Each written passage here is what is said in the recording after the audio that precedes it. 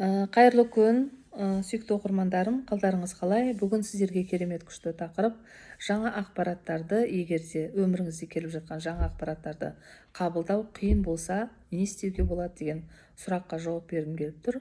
Жалпы адам болғаннан кейін біздің өмірімізде күнделікті айттық 70 мың ойлар келіп жатыр. Жалпы біздің мына миымызда негізі фильтр жоқ. Біздің өмірімізде мысалы адам эмоцияға беріліп, бір нәрсеге қарай қалсаңыз, мысалы алла сақтасын, жолда авария болып жатса, біз наоборот соған бүкіл фокусты беріп деп бір прям сондай жаман немен қараймыз да, и сол кезде біздің миымыз ойлайды екен, значит мына адам менің тәнім сол нәрсеге эмоция берді, значит ол оған ұнайды екен дейді да, и сол нәрсені, сол ситуацияны біздің өмірімізге сондай жылдамдықпен алып келеді екен. Алла сақтасын. Сол үшін осы ақпаратты егер де естіген болсаңыз, бүгіннен бастап міндетті түрде жаман нәрселерге мән бермеңіздер. Тек жақсы нәрсеге қуану керек. Біз наоборот, жаңағы адамдардың көпшілігі біреу үй алып жатса, біреу машина алып, біреу көлік алып жатса, жай листать етіп өтіп жүреді көп адамдар. Ал наоборот, сол нәрсеге сіз эмоция берсеңіз, сол нәрсеге сіз қуансаңыз, шынымен де өміріңізде и сол нәрсе сізге тез келетін болады да. Енді қазіргі таңда сіз өзіңіздің дәл осы отырған күйіңізге мән беріп бастаңызшы. Дәл отырған бөлмеңізге, өзіңіздің тұрып жатқан үйіңізге мән беріп бастаңыз.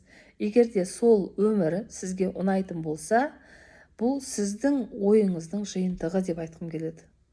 Ал егер де бұл өмір сізге ұнамай ма, ол да сіздің өмірі, мына ойыңыздың жиынтығы деп айтқым келеді.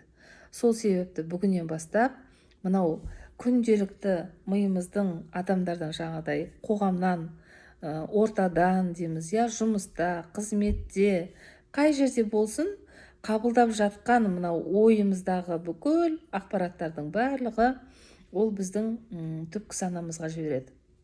Одан біздің бейсанамызға кетеді. Яғни біздің миымызда қалыпты бір программа жүре бастайды. Яғни ол қалыпты программаны ертең өмірімізде нақты бір ситуация керек болған кезде жылт еткізіп сол ойды бізге шығара салады да. И одан кейін неге менің өмірім сондай, неге менің өмірім мынандай болып кетті, неге менің өмірімде қиындықтар болып жатыр, неге менің өмірімде қарыз көбейіп кетті деген нәрселер тууы мүмкін. Сол себепті қыздар, ханымдар, қазіргі таңда білім өте көп, ақпарат өте көп. Каждый ақпаратты оқитын кезде, білімді алатын кезде өміріңізден фильтрдан өткізіңіз. Бұл ақпарат нақты менің баратын жолыма қажет па, қажет емес па? Бұл ақпарат менің өміріме қалай әсер етеді? Менің балаларыма қалай әсер етеді? Менің өмір сүру жаңағыдай ортама қалай әсер етеді? Каждый нәрсеге сіз мән беріп бастаңыз. Сол кезде сіз нәтижені көретін боласыз. Егер де дәл осындай жаңағыдай ойдың қорытындысы, ойдың тұжырымдамасы сіздің өміріңізге кері әсер ететін болса, ол әрине жаңағыдай айтқандай сізге келген ойдың нәтижесі. Сол себепті осы ойдағы, мидағы негативті установкаларды қазіргі таңда бір сеанста тоқтататын керемет күшті әдіс, ол Access Bars ғылымы Қазақстанға келгелі 8 жыл болды, қыздар. Біраз адамдар оны өмірлерінде пайдаланып, қолданып жатыр қазіргі таңда.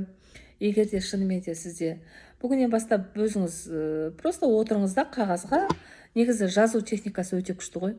Жазыңызшы, мен осы YouTube арнамда кішкене қарасаңыз, астыңғы жақта фрирайтинг деген әдістеме тұр. Фрирайтинг әдістемесі күнделікті сіздің миыңызға келетін ақпараттарды ақ қағазға түсіру. Ертеңгісін ұйқыдан тұрдыңыз, қандай ой келді?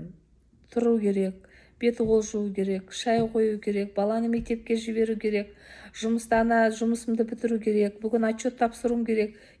Күнделікті келіп жатқан ақпараттардың барлық қағаз бетіне түсіріп көріңіз. Бір күн түсіріп көріңіз.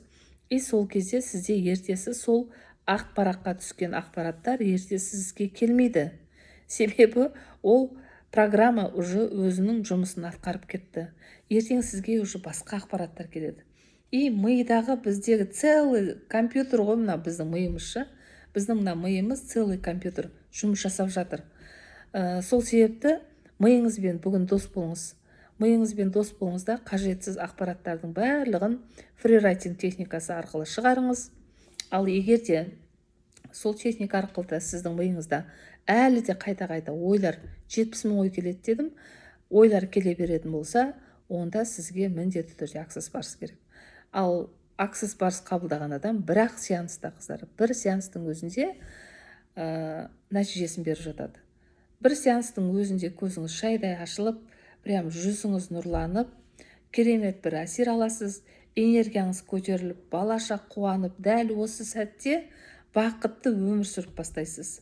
И ойлайын десең ой жоқ қой.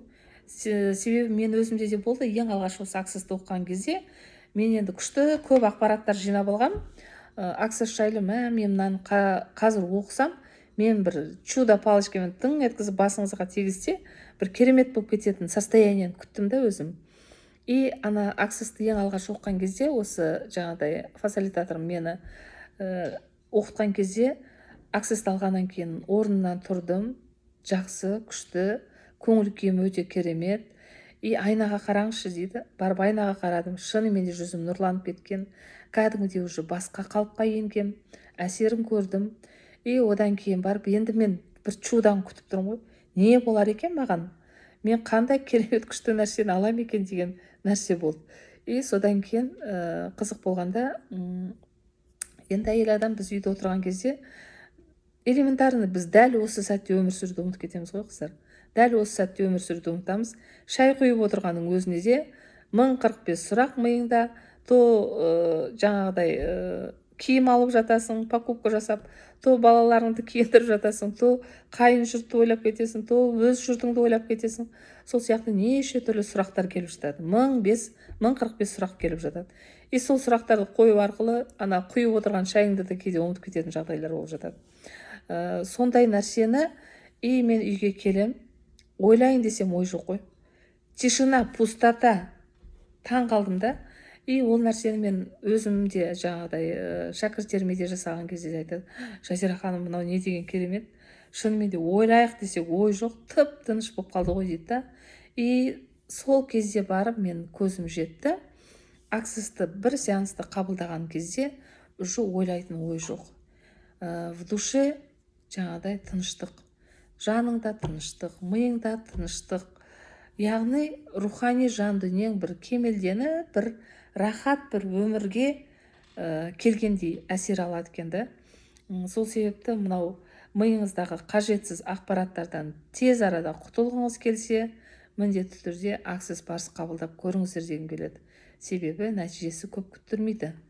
Енді Access Bars'ты ол тек қана ойды ғана реттейтін нәрсе емес. Біраз ақпараттар салдым. Ол жерден керемет күшті энергияны да көтереді, ақша потогыңызды да ашады. Аяқ асты бизнес ашып кеткен қыздар өте көп болды. Аяқ асты үй алған қыздар көп болды. Көлік алған адамдар да көп болды. Оның барлығы не айналып келген кезде бізде мына қажетсіз ақпараттарды өшіріп, біздің өмірімізге келесі бір деңгейге көтеру арқылы санамызда трансформация болып кетті, қыздар. Сол себепті ол жерде сенің мышлениеңді өсіп кетеді. Баяғы сумманы сені жұмысе тұтпай, келесі бір деңгейге өтіп, мен бұдан да көп табуға мүмкіндігім бар ғой деген сұрақтар келеді. Енді Access'тің керемет күшті құралы ол сұрақ қою. Сұрақ қою жайлы мен келесі тақырыптарда сөз қозғайтын боламын. Енді ол жерде энергиялық өте керемет күшті сөздер бар. Сол арқылы адамдардан қазіргі таңда көп деген нәтижені көріп жатқан жайымыз бар. Енді жалпы Access мынау бастағы 32 нүкте деді ғой. 32 нүкте арқылы адамның бүкіл 32 мәселесін шешіп жүретін жағдайы мүмкіндігі бар. Одан кейін мынау ауру, бойыңыздағы ауру болып жатса, денсаулыққа қатысты да каналдары бар да. Сол именно сіздің қай жеріңіз мазалап тұр, сол жерге сұрақ қою арқылы мен сол ауруды қалай емдеймін, қалай жасаймын. Оның да арнайы техникалар бар. Сол арқылы өзіңіздің денсаулығыңызды реттесеңіз болады. Енді жаңағыдай біраз ханымдардың денсаулығына көп әсер етті. Энериоз балалардың дәретке жіберіп қоятын ауру тоқтап қалды. Көзінің жақсаруы, одан кейін ДЦП балаларға да әсер етті. ЗПР, ЗР балаларда келді. оларға да кәдімгідей әсер етті. Баланың тілі ол өзіне жеткізу қиын ғой, бірақ та рахметін айтып алғысын айтқан кезде шынымен риза боласың. Қолыңды алмашы дейді, қолыңмен басымды ұстап отыршы дейді да. Себебі мына мидағы жаңағыдай әсіресе мына баласы бас ауыратын адамдардың, мына ЗПР, ЗР, жаңағы ДЦП балалардың бастары өте қатты ауыратын болады.